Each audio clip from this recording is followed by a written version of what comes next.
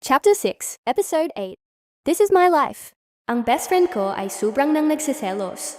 Dahil ayaw ko na maging girlfriend niya, binabantayan niya na lang ako kung sino yung mabait na manliligaw sa akin at sino yung hindi. Naging big brother ko na siya sa panahong yon. Kinakaibigan din niya mga nanililigaw sa akin at yung isa na bago palang tumambay sa lugar namin. Unang pagkakita ko sa kanya, na-attract ako, crush ko na siya kaagad. Wow! Unang tumibok ang aking puso. Sa isip ko, sana ligawan niya ako. Gusto ko siya. Sana ako yung liligawan niya. First time akong kinikilig. Kaya ako naliligaw na rin. Sa daming manliligaw ko no sa panahong yon. Tanong ko sa sarili ko, ganito pala pagdalaga na wala nang mambubuli. Kundi liligawan ka na susuyuin at mahalin. Nalulula ako sa kanila, dami nila sabay-sabay ng ligaw. Gabi-gabi na lang, may kausap ako, galit na si mama. Lagi na lang daw akong late matulog. Lagi daw ako may kausap.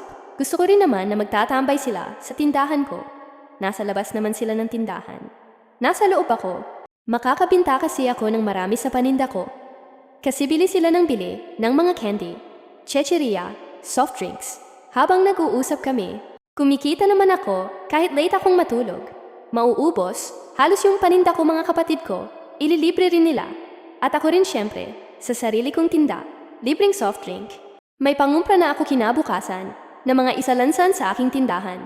Kailangan makapagbinta ako para sa aking pag-aaral at makapagbaya sa amo ko sa arawan na utang ko.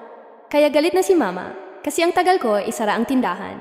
Minsan magpaparinig na yan si mama, sabi niya, "Hoy, ang tagal nyo nang nag-uusap. Ano ba pinag-usapan nyo? Isara mo na yan. May pasok ka pa bukas." Sa school, ganyan yan si mama noon. Lalo na pag hindi niya gusto, yung manliligaw ko, ngunit hindi niya alam na kailangan ko ito. Kailangan ko ang bawat sentimo na madadala nila sa aking tindahan. Kahit na ayoko silang kausapin at pagod na ako, pero kailangan ko silang makausap. Pag gusto pa nila akong kausapin. Pero hindi lang naman ligaw yung mga pinag-usapan namin. Kwentuhan lang sa mga buhay-buhay. Ipapasara niya kaagad ang tindahan. Itutuloy ang inyong Ate Melody.